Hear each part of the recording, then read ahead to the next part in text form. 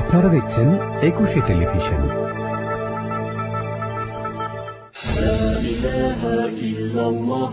আল্লাহু আকবার, মুহাম্মদ রাসূলুল্লাহ, ইয়া হাবিবাল্লাহ। সুপ্রিয় দর্শক শ্রোতা, শুরু করছি পবিত্র মাহে রমজান উপলক্ষে আমাদের বিশেষ আলোচনা অনুষ্ঠান স্বপ্নের নিবাস সত্যের অন্বেষা। আমাদের আজকের আলোচনার বিষয় আল্লাহর রাসূল সাল্লাল্লাহু তাআলা আলাইহি ওয়াসাল্লাম এবং সাহাবায়ে কেরামের জীবনে পবিত্র রমজান। এবং আরেকটি বিষয় নিয়ে আজকে আমরা আলোচনা করব কোরআনের আলোকে নারীর মর্যাদা। আমাদের মাঝে দুজন বিজ্ঞ আলোচক উপস্থিত হয়েছেন। ডান দিক থেকে রয়েছেন জামিয়া কাদরিয়া তৈয়বিয়া আলিয়া মাদ্রাসার সুযোগ্য অধ্যক্ষ হযরতুল আল্লামা জনাব হযরত মাওলানা আব্দুল আলিম রেজভী সাহেব। আসসালামু আলাইকুম ওয়া রাহমাতুল্লাহ। এবং আরেকজন আলোচক আমাদের মাঝে উপস্থিত হয়েছেন সিলেট শাহজালাল বিজ্ঞান ও প্রযুক্তি বিশ্ববিদ্যালয়ের পলিটিক্যাল স্টাডিজ বিভাগের সহকারী অধ্যাপক জনাব মাওলানা মুফতি এমদাদুল হক সাহেব। আসসালামু আলাইকুম ওয়া রাহমাতুল্লাহি ওয়া বারাকাতুহু। তো আজকে যেহেতু আমরা দুটি বিষয় আলোচ্য বিষয় রেখেছি, প্রথম বিষয় হচ্ছে আল্লাহর রাসূল এবং সাহাবায়ে কেরামের জীবনে পবিত্র রমজানুল মুবারক। তো রাসূল পাক সাল্লাল্লাহু আলাইহি ওয়াসাল্লাম কিভাবে রোজা রাখতেন, কিভাবে সেহরি করতেন, কিভাবে ইফতার করতেন, এবং রাসূল পাক সাল্লাল্লাহু আলাইহি ওয়াসাল্লামের রমজানের আমলগুলি কিরকম ছিল, সেই বিষয় নিয়ে আপনি আলোচনা করুন। ধন্যবাদ সম্মানিত উপস্থাপক। আলহামদুলিল্লাহি রাব্বিল আলামিন, ওয়াসসালাতু ওয়াসসালামু আলা সাইয়্যিদিল আমবিয়া ওয়াল মুরসালিন ওয়া আলা আলিহি ওয়া আসহাবিহি ওয়া আউলিয়াই মিল্লাতিহি ওয়া আলাইনা মাহুম আজমাইন, মা বাদ। সুপ্রিয় দর্শক শ্রোতা, আসসালামু আলাইকুম ওয়া রাহমাতুল্লাহি ওয়া বারাকাতুহু। চমৎকার একটা বিষয়ের অবতারণা করা হয়েছে। রাসূল করিম রউফুর রহিম সাল্লাল্লাহু আলাইহি সাল্লাম এবং সাহাবায়ে কেরাম রাদিয়াল্লাহু তাআলা আনহুম কিভাবে মাহে রমাদানে সিয়াম সাধনা করতেন, এ বিষয়ের আলোচনায় সর্বপ্রথম আমরা দেখতে পাই আল্লাহর নবী সাল্লাল্লাহু আলাইহি সাল্লাম মাহে শাবান শুরু হলে সাহাবায়ে কেরাম রাদিয়াল্লাহু তাআলা আনহুকে তাগিদ দিতেন যে নাকু আবাদানাকুম বিসওমে শাবান লিসিয়ামে রমাদান।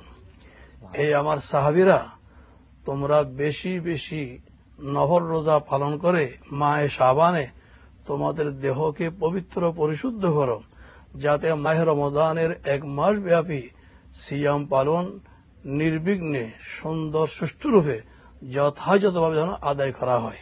আলহামদুলিল্লাহ। তাহলে আমরা দেখতে পাই মাহে রমাদান যে অপরিসীম রহমতের মাস, বরকতের মাস, মাগফিরাতের মাস, জাহান্নাম থেকে নাজাত এবং নিষ্কৃতি লাভের মাস, লাইলাতুল কদরের মাস, কোরআন কারীম অবতীর্ণ হওয়ার মাস। এই অপরিসীম মাসের দিবা রজনী, দিনের বেলা সিয়াম পালন, রাত্রিকালীন নফল ইবাদত, তারাবি, তাহাজ্জুদ ইত্যাদি আদায়ের মাধ্যমে পুরো মাস ব্যাপী আল্লাহর অপরিসীম রহমত আয়ত্ত করার জন্য সাহাবায়ে কেরাম রাদিয়াল্লাহু তাআলা আনহুম এবং আল্লাহর রাসূল মাহে শাবান থেকে প্রস্তুতি শুরু করতেন। এই রমজান মাসের ফজিলত থেকে যেন কোনো অবস্থাতেই আমরা বঞ্চিত না হই, সেই শিক্ষাটা দেওয়ার জন্যই রাসূল পাক সাল্লাল্লাহু আলাইহি ওয়াসাল্লাম শাবান মাস থেকেই প্রশিক্ষণ দেওয়া শুরু করতেন, সাহাবায়ে কেরামকে প্রস্তুতি শুরু করতেন যে কিভাবে আমাদেরকে। আরেকটি হাদিস তো রয়েছে যেটি হয়তো একটু পরে আপনারা আলোকপাত করবেন, যে আপনার কি বলে যে আল্লাহ রাসূল সাল্লাল্লাহু আলাইহি ওয়াসাল্লাম শাবান মাসে এত বেশি পরিমাণ নফল রোজা রাখতেন যে রমজান মাস ব্যতীত অন্য কোন মাসে এত বেশি পরিমাণ সহিহ বুখারীর রওয়ায়াত আছে নফল রোজা রাখতেন। মাঝে দিয়ে বলতেন কানা ইয়াসুমু শাবানা কুল্লাহু। আল্লাহর হাবিব কোন কোন বছর পুরো শাবান মাস নফল রোজা রাখতেন, মাহে রমাদান পুরো মাস ফরজ রোজা পালন করতেন। এইভাবে বছরের দুইটি মাস লাগাতার রোজা রাখতেন আল্লাহর হাবিব সাল্লাল্লাহু আলাইহি ওয়াসাল্লাম। অর্থাৎ রমজান মাসের ফজিলত যেন কোনো অবস্থাতেই উম্মতের থেকে ছুটে না যায়, উম্মত যেন এটা থেকে গাফেল হয়ে না যায়, সেটার প্রশিক্ষণ দেওয়ার জন্য আল্লাহ রাসূল মূলত এই মাহে শাবান থেকে প্রস্তুতি নিয়ে গুরুত্ব আমাদেরকে বুঝিয়ে দিয়েছেন। যে আমি আপনার কাছে আবারও আসবো। এই পর্যায়ে মাওলানা মুফতি এমদাদুল হক সাহেব, আপনার কাছে আমি জানতে চাইবো যে এই রমজান মাসে আল্লাহ রাসূল কিভাবে রোজার গুরুত্ব বোঝানোর জন্য আগের থেকেই প্রস্তুতি নিতেন, সেটা আমরা জানতে পারলাম। রমজানে রাসূল পাক সাল্লাল্লাহু আলাইহি ওয়াসাল্লাম কিরকম ইফতার করতেন, সাহাবায়ে কেরাম কিরকম ইফতার করতেন, সেই বিষয়ে একটু আলোচনা করুন। ধন্যবাদ আপনাকে। বিশেষ করে আমি আরেকটু স্পেসিফিকলি আপনাকে বলতে চাচ্ছি যে আমরা অনেকেই অনেক বিলাসিতার মাধ্যমে ইফতার করে থাকি, যেই দেখা যাচ্ছে আমরা অনেক সুন্দর ইফতার করি, পাশে একজন ইফতার করার জন্য কিছুই পাচ্ছে না। তো আল্লাহ রসুলের ইফতার গুলো কিরকম ছিল সেই বিষয়ে বলুন। অসংখ্য ধন্যবাদ আপনাকে। আলহামদুলিল্লাহ রাব্বিল আলামিন ওয়া আকিবাতুল লিল মুত্তাকিন ওয়াসসালাতু ওয়াসসালামু আলা সাইয়্যিদিল আমবিয়া ওয়াল মুরসালিন। সম্মানিত দর্শক শ্রোতা, আসসালামু আলাইকুম ওয়া রাহমাতুল্লাহি ওয়া বারাকাতুহু। আজকের উপস্থাপক যথার্থই বলেছেন যে আমরা রমজানুল মুবারক আসলে ইফতার এবং সেহরি কিভাবে করব। বিশেষ করে ইফতার, হাদিস শরীফে রাসূল পাক সাল্লাল্লাহু তাআলা আলাইহি সাল্লাম তো আমাদেরকে, সাহাবায়ে কেরামদেরকে তাগিদ দিয়েছেন, যেটা আমরা অত্যন্ত পরিষ্কারভাবেই যেটা আমরা পেয়েছি। রাসূল পাক সাল্লাল্লাহু আলাইহি সাল্লাম বলেছেন, তোমরা রমজানুল মুবারকে দিনের বেলায় রোজা রাখো আর রাতের বেলা কিয়ামুল লাইল করো। জি, তো এই দিনের বেলায় রোজা রাখা, রাতের বেলায় মান সামা রমাদানান ঈমানান ওয়া ইহতিসাবান গুফিরা লাহু মা তাকাদ্দামা মিন যামবি। এখানে ঈমান এবং ইহতিসাব দুটো শব্দের কথা বলা হয়েছে। এখন আমরা কোথায় আছি? আমরা কিন্তু অর্থাৎ আল্লাহ রসুল দিনের বেলা রোজা, রাতের বেলা তারাবি, তাহাজ্জুদ, নফল ইবাদতের মধ্যে আমরা এই জায়গাটাই আসবো। আবার আমরা একটু বিরতি নিতে হচ্ছে। দর্শক, আমরা ছোট্ট একটি বিরতি নিচ্ছি, ফিরে আসা পর্যন্ত আমাদের সাথেই থাকুন। لا إله إلا الله الله أكبر محمد رسول الله يا حبيب الله الله।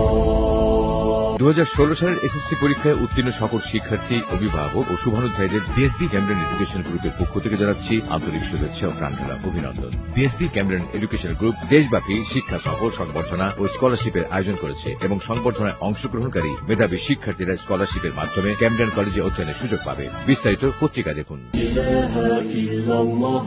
الله أكبر محمد رسول الله يا حبيب الله الله। দর্শক, আমরা ফিরে এলাম সত্যের অন্বেষায়। জি, তো আপনি যেই বিষয়টি নিয়ে আলোচনা করছিলেন যে আল্লাহ রসুল দিনে রোজা রাখতেন, রাতের বেলা নফল ইবাদত করতেন, সেখান থেকে আপনি আমি যে কথাটি বলছিলাম মূলত যে ঈমান এবং ইহতিসাবের কথা বলা হয়েছে। এখানে একনিষ্ঠতা এবং যে বিশ্বস্ততা এবং আমাদের বিশ্বাসের যে জায়গাটুকুন, সেই জায়গাটুকুন এখন আমরা নেই। এখন ইফতারটা একটা ফ্যাশন হিসেবে দাঁড়িয়েছে। আপনি যদি বাংলাদেশের সামাজিক আর্থসামাজিক অবস্থার প্রেক্ষাপটে চিন্তা করেন, আমরা ইংরেজিতে একটা কথা আছে, এটা খুবই সুপ্রসিদ্ধ একটা কথা, ইংরেজিতে তারা ব্যবহার করে, somebody walk miles for getting food and somebody walk miles for digest food। কিছু মানুষ আছে যারা খাদ্য জোগাড় করবার জন্য হাঁটে মাইলের পর মাইল, আর কিছু মানুষ আছে যারা খাদ্য পচাবার জন্য হাঁটে। এখন আমরা ইফতার কিভাবে করব? আমাদের ছিন্নমূল মানুষ আছে, আমাদের দরিদ্র জনগোষ্ঠী আছে যারা ইফতার করার যাদের সামর্থ্য নেই, তাদেরকে আমরা ইফতার করাবো। এবং এই ব্যাপারে কিন্তু বিশাল বড় সামর্থ্যের প্রয়োজন নেই। এটাও সালমান ফার্সি রাদিয়াল্লাহু তাআলা আনহু থেকে হাদিস রাওয়ায়াত হয়েছে যে আপনি যদি এক চমক দুধ দিয়ে একজনকে ইফতার করান অথবা একটা খেজুর দিয়ে আপনি ইফতার করান, সেটাও যদি না থাকে, আপনি যদি এক গ্লাস পানি দিয়ে ইফতার করান, তাও আপনি যে রোজা রেখেছে তার সমপরিমাণ সওয়াব আপনি পাবেন। আর একজনকে পেট ভরে যদি আপনি সেহরি খাওয়ান, সেটার জন্য আপনি হাশরের মাঠে আল্লাহ রাব্বুল আলামিন তাকে জাহান্নামের আগুন থেকে রেহাই দিবেন এবং পরিতৃপ্ত করবেন। অর্থাৎ আমাদের এই যে বিলাসিতাপূর্ণ ইফতার, এটা কখনোই ইসলাম অ্যাকসেপ্ট করে না। আল্লাহ রাসূল এইভাবে করতেন না। আল্লাহ রাসূল সিম্পলি সাধারণ ভাবে খেজুর দিয়ে। এখানে আমি একটু এড করতে চাই, হাদিসে পাকে আছে قال رسول الله صلى الله عليه وسلم اذا افطر احدكم فليفطر على تمر فإن لم يجد فليفطر على ماء فإنه طهور। অর্থাৎ আল্লাহ ইরশাদ করলেন, তোমরা যখন ইফতার করবে একটা খেজুরের উপর, ফাইন্নু বরকতুন, সেখানে আল্লাহর পক্ষ থেকে বিশেষ বরকত নিহিত রয়েছে। আর যদি খেজুরের যদি সামর্থ্য না থাকে করে সংগ্রহ করার, তাহলে তোমরা ইফতার করবে পানি দিয়ে। এই পানির মধ্যে আল্লাহর পক্ষ থেকে এমন পবিত্রতার উপাদানগুলো এখানে নিহিত আছে। যেখানে হাদিসে পাকে একটা খেজুর দিয়ে এক গ্লাস পানি দিয়ে ইফতারের কথা বলা হয়েছে, সেখানে আমাদের দেশে যে ভুরি ভোজের আয়োজন করা হয় তা কোনো ক্রমেই এটা সমর্থনযোগ্য নয়। আল্লাহর হাবিব এবং সাহাবায়ে কেরামের অর্থাৎ এটা ইফতারের সঙ্গে এটা সামঞ্জস্যপূর্ণ হয় না। আরেকটা বিষয়, আমাদের মাহে রমজানের সিয়াম সেটাও ইবাদত। এই রোজার শেষে ইফতার করা সেটাও ইবাদত। কারণ হাদিসে পাকা আছে, ইফতার সামগ্রী নিয়ে যখন ইফতারের জন্য ইন্তজার করা হয় তখন বিশেষভাবে আল্লাহর দরবারে দোয়া কবুল হয়। ইফতারও ইবাদত। সুতরাং ইবাদতের মধ্যে কোন ধরনের লৌকিকতা, কোন ধরনের প্রতিযোগিতা, কোন ধরনের বিলাসিতার মোটেও সমর্থনযোগ্য হতে পারে না। বরং এখানে যত কৃষ্ণতা সাধন হয়, যত এখানে আল্লাহ রসুলের প্রেম, আল্লাহর হাবিবের অনুকরণ এখানে প্রবাহিত হয়, এটাই হলো মুখ্য বিষয়। অর্থাৎ আমরা নিজেরা যা খাবো আমরা যেন চেষ্টা করি যে আমার পাশের একজন ভাই ইফতার করার এবিলিটি নাই, এরকম একজন ভাইকে, একজন মুসলিম ভাইকে আমি ইফতার দিয়ে সহযোগিতা করব, সেটাই আমাদের ইসলামের শিক্ষা। দর্শকদেরকে অনুরোধ করব যে এই বিষয়টি আপনারা সকলেই লক্ষ্য রাখবেন। আজকে আমাদের আরেকটি বিষয় রয়েছে, সেটা হচ্ছে যে বর্তমানে আমরা দেখতে পাই যে অনেকেই নারীর মর্যাদা নিয়ে বিভিন্ন ধরনের কথা বলেন, যে ইসলাম নারীকে মর্যাদা দেয়নি, ইসলাম নারীকে সম্মান দেয়নি। তো আপনার কাছে আমি জানতে চাইবো যে কোরআনের আলোকে নারীর সঠিক মর্যাদা কতটুকু, সেই বিষয়ে একটু আলোচনা করুন। আসলে আপনি একটা অত্যন্ত চমৎকার এবং অত্যন্ত গুরুত্বপূর্ণ বিষয়ের অবতারণা করেছেন।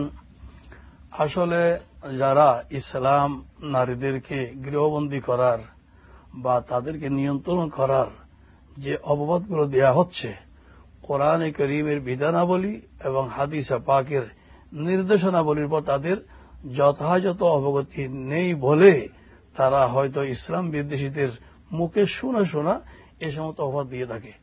আসলে পৃথিবীর ইতিহাসে অর্থাৎ জ্ঞানের স্বল্পতার কারণে ইসলামের উপরে, অর্থাৎ এই বিষয়ে ওনাদের অবগতি নাই। আমি এতটুকু বলবো যে এই জন্য ওনারা শুনে এই কথাগুলো বলেন। নইলে পৃথিবীর ইতিহাসে নারীদেরকে যে সম্মান, নারীদের যে মর্যাদা, সমাজে নারীদের যে তাদেরকে প্রতিষ্ঠিতকরণ ইসলাম করেছে, তার বিকল্প পৃথিবীর ইতিহাসে দৃশ্যমান হবে না।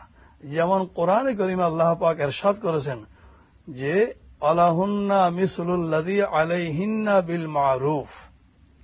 আল্লাহ পাক বলেন নারীদের জন্য ওই সব অধিকার, ওই সব মর্যাদার নিশ্চয়তা রয়েছে আলাইহিন্না বিল মারুফ, নারীদের উপর পুরুষের যা রয়েছে।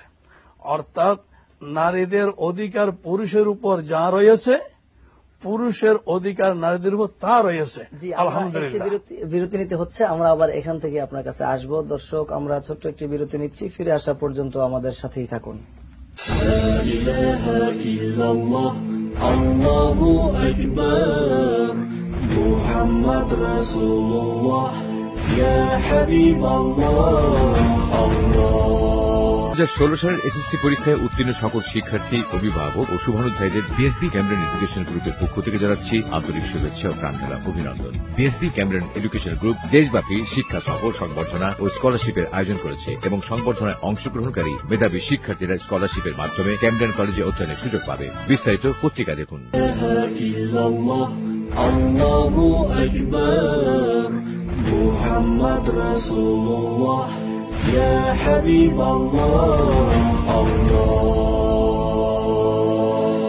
দর্শক, আমাদের সাথে থাকার জন্য অসংখ্য ধন্যবাদ। জি, আপনি যে বিষয়টি নিয়ে বলছিলেন যে কোরআনুল কারীমের বিধান অনুযায়ী পুরুষের উপর যে অধিকার নারীর রয়েছে, নারীর উপরও পুরুষের সেই অধিকার রয়েছে, অর্থাৎ সমান। আবার আমি আরেকটি কথা বলবো যে ইসলাম তো অ্যাকচুয়ালি নারীকে অগ্রাধিকার দিয়েছে।